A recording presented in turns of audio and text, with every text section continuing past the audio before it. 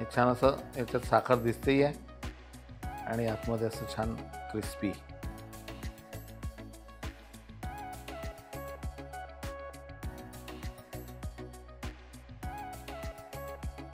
नमस्कार, मास्टर रेसिपीजमध्ये सगळ्यांचं मनापासून स्वागत. आपण पुरणाची पोळी खाल्लेली आहे, नेहमीच खातो. मग ती गुळाची असते, साखरेची असते आणि त्यामधलाच एक वेगळा प्रकार आहे पारंपरिक पुरणाचे साखरगोळे. चला सुरुवात करू.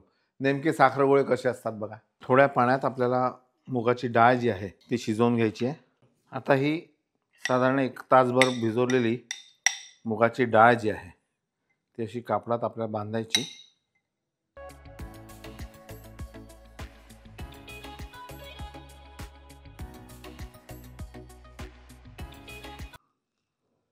आणि अशी पाण्यात शिजत ठेवायची.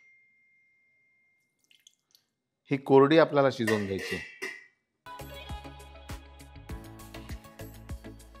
परातीत आपण साधारण 1 वाटीभर कणिक जी आहे, नेहमीची आपली मध्यम आकाराची वाटी असते, कणिक, त्यामध्ये 1 पाव चमचा मीठ,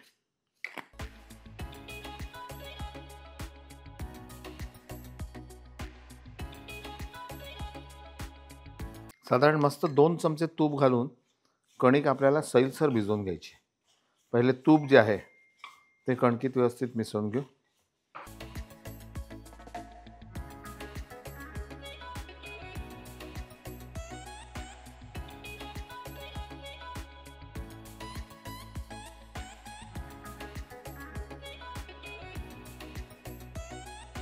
नंतर थोडंसं तुपाच्या हाताने याला असं एकत्र करूया.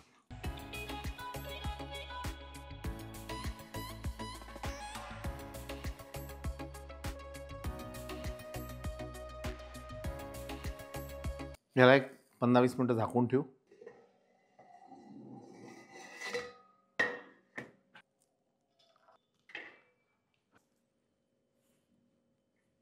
ही डाळ थोडक्यात आपण वाफवून घेतली आहे कोरडी.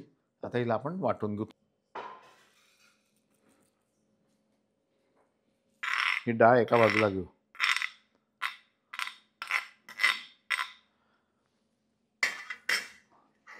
पारंपरिक पदार्थ असल्यामुळे अशा टाईपचा हा पाटा वरवंटा तुम्ही बघत असाल की याला छान असा साईडने अशी बॉर्डर आहे, त्याच्यामुळे आपण जे काय इथे वाटतो ते खाली पडत नाही आणि सगळं पाणी निघून जायला हे नंतर इथून एक छिद्र आहे की इथून सगळं वाहून द्यायचं. बट एनिवे सध्या तर आपल्याला फक्त डाळ वाटायची आहे.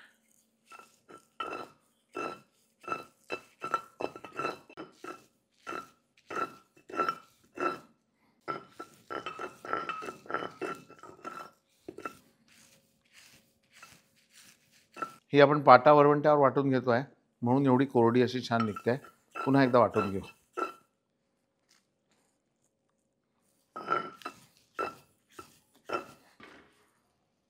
ही अशी छान कोरडी पसरून ठेवायची. आता जेवढी ही डाळ झाली, ही अशी ही साधारण वाटीभर झाली असेल तर वाटीभर साखर,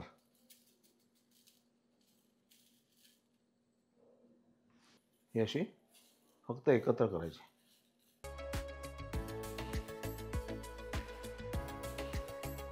आणि थोडी जाडसर कुटलेली विलायची.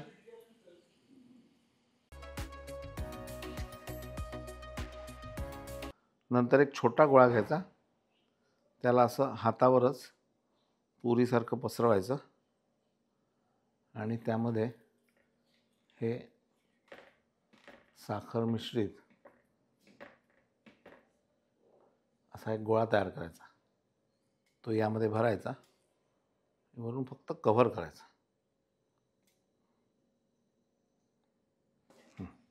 आणि तेलाच्या हाताने हे गोळे जे आहेत ते हलके जसे गोल करायचे, बाजूला ठेवायचे.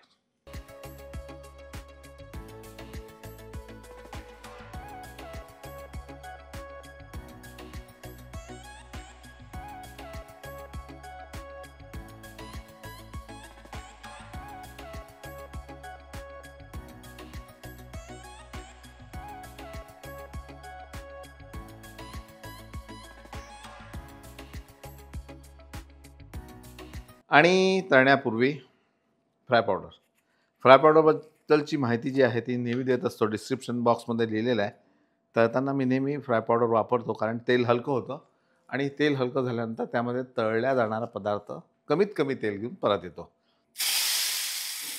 गरम तेलात ही अशी पावडर घातली की विषय संपला.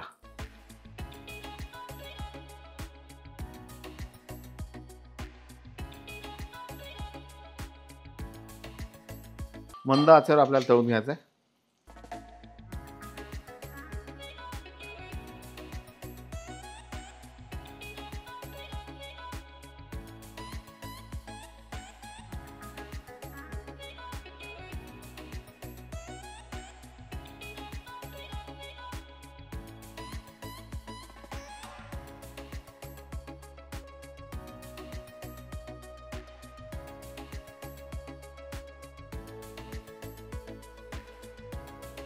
हे छान असं याच्यात साखर दिसतेही आहे आणि आतमध्ये असं छान क्रिस्पी, मजा येते खायला.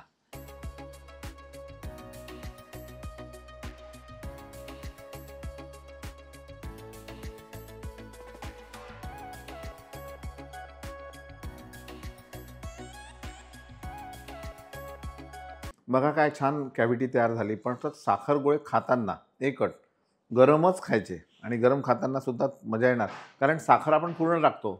ती आतमध्ये गेल्यावर हळू मंद आचेवर शेकल्यामुळे त्याचा पाक तयार होतो. म्हणजे काय मजा असते. हे नक्की करा आणि केल्यानंतर आम्हाला कळवायला विसरू नका. पाहत राहा मास्टर रेसिपीज. लाईक करा, सबस्क्राईब करा, शेअर करा आणि हे गोळे खाताना छान वाटलं तर माझी आठवण नक्की करा.